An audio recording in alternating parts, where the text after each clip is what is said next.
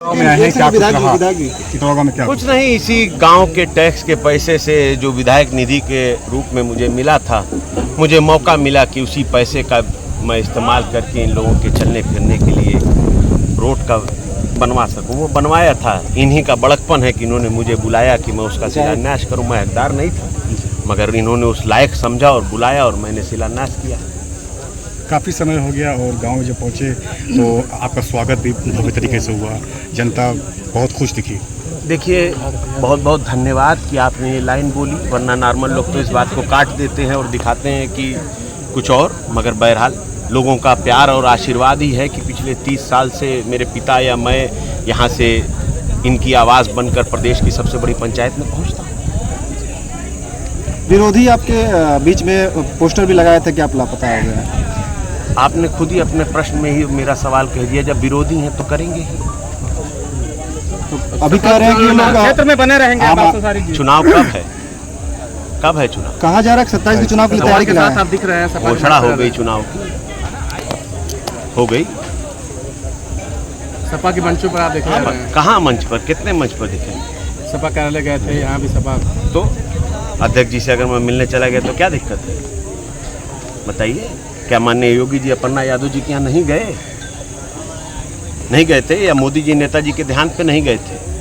अगर मेरे बड़े बुजुर्ग हैं, इनके साथ मिल करके मैं पिछला चुनाव लड़ा हूँ, अगर उनका स्वास्थ्य नहीं ठीक था, मैं उन्हें देखने चल गया तो इसको न्यूज़ बना लेंगे।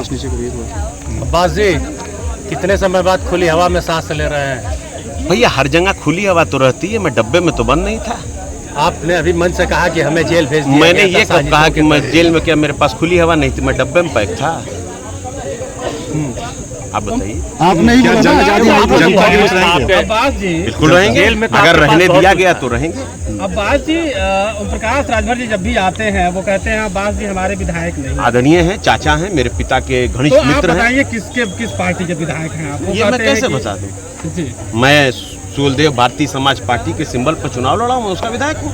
मगर ओम प्रकाश जी कहते हैं वो तो सपा के लिए काम करते हैं। अब माननीय सूलदेव पार्टी के राष्ट्रीय ये अध्यक्ष सारी जी, बातें सोशल मीडिया पे चलती भी रहती होंगी, आप देखते देखिए जो चले, देखिए चलाना आपका, कुछ तो लोग कहेंगे, लोगों का काम है कहना ना। अभी चुनाव है, कहे भाई अध्यक्ष जी कहते हैं, मैं उनकी बात का स्वागत करता हूं। देखिए कौन वो कर रहा था भाई साहब? किसने जनता के पैसे से वो करके शिलान्यास करवा के वाहवाही लूट लिया? नाम नहीं लिया आपने। कोई भी।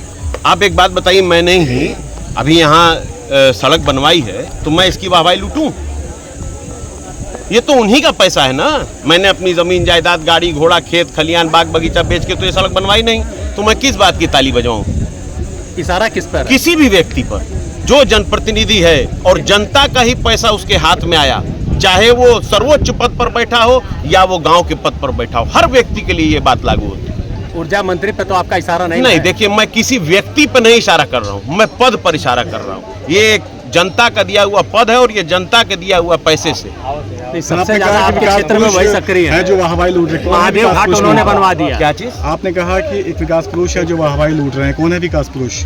आप देश के प्रधानमंत्री को विकास पुरुष नहीं मानते?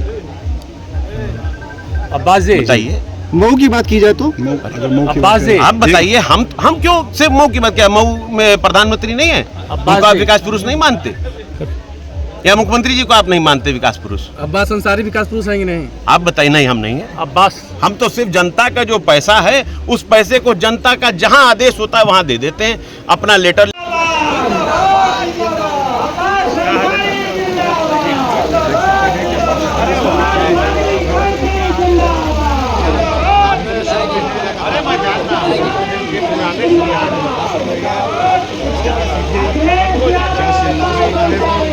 पहुंचेंगे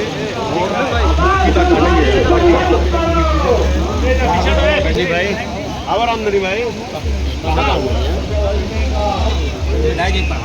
चाहिए आपके ऊपर है। हाँ पापा हम करेंगे। हाँ, हम करेंगे। सबसे पहले तो हम रामधनी भाई को माला मंगा में पहना देते हैं। अरे भाई बबलू भाई क्या हाल? सर एक तरफ हटेगा, थोड़ा सा दूर हटेंगे तो